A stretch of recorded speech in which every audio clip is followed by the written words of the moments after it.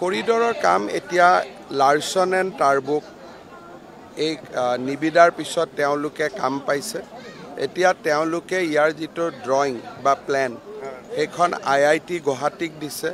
IIT গুৱাহাটীয়ে তাত অনুমোদন জনাব আৰু মই ভাবোঁ 2-3 মাহৰ ভিতৰত ইয়াত আমি ফিজিকেলি কাম আৰম্ভ কৰিব পাৰিম।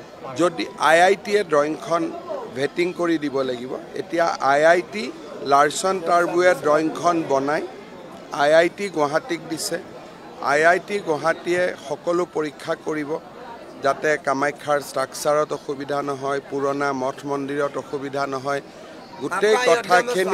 গোটেই কথাখিনি চোৱাৰ পিছত তেওঁলোকে ক্লিয়াৰেন্স দিয়াৰ পিছতহে কৰিডৰৰ কামটো হাতত লোৱা হ'ব। 2 মাহো হ'ব পাৰে, 3 মাহো হ'ব পাৰে। তেওঁলোকে যদি 4 মাহ সময় লয় 4 মাহো হ'ব পাৰে। কাৰণ IIT গুৱাহাটীক আমি কোনো ডেট আৰু তাৰিখ দিয়া নাই যে অমুক তাৰিখৰ ভিতৰত আপোনালোকে চাই দিব লাগে।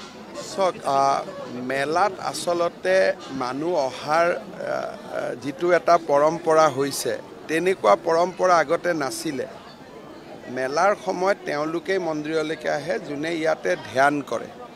কিন্তু এটা টিভি বা মিডিয়াত মেলাৰ বিষয়ে জনাৰ লগে লগে মানুহৰ মনত মেলাৰ কেইদিন মন্দিৰলৈ আহিবলৈ এটা উৎসুকতা বৃদ্ধি পাইছে। কিন্তু পাহাৰখনটো আপুনি ডাঙৰ কৰিব নোৱাৰে, ৰাস্তাকেইটাটো ইমানেই ডাঙৰ।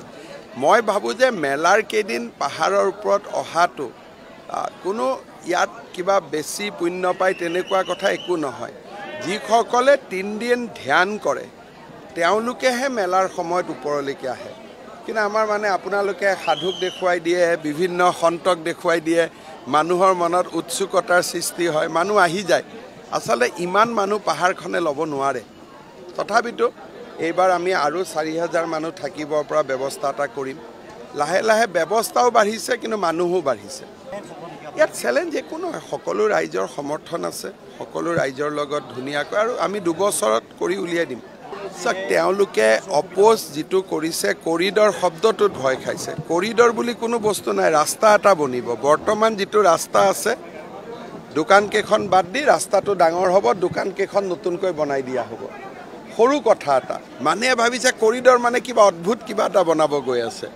ইয়াত একোটো অদ্ভুত নহয়। যিটো PWD ৰাস্তা আছে তাৰ ওপৰত বৰষুণ যাতে নপৰে তাৰ কাৰণে টিংপাত কেইখনমান হ'ব।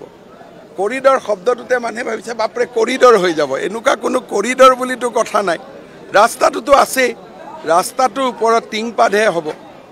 গতিকে কি নানে চিৰিবিলাক থাকিব, খটখটি থাকিব, চব একেই থাকিব, কোনো পৰিৱৰ্তন নহয়। খালি ওপৰত টিংচালি কেইখন লাগিব, ইমানেই। কৰিডৰ বেলেগ কথাটো একো নাই।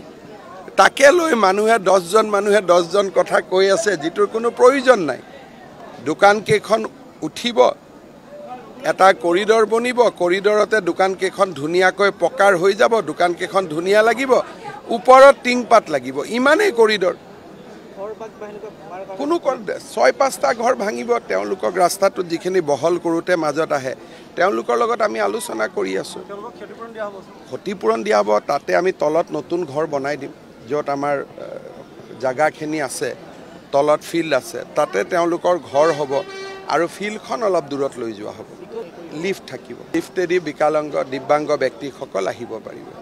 ইয়াতে কৰিডৰ একো কিবা সাংঘাতিক বস্তু এটা নহয়। যেনেকৈ শব্দটো শুনিলে, ইংৰাজী শব্দটো শুনিলে অলপ ডাঙৰ লাগে।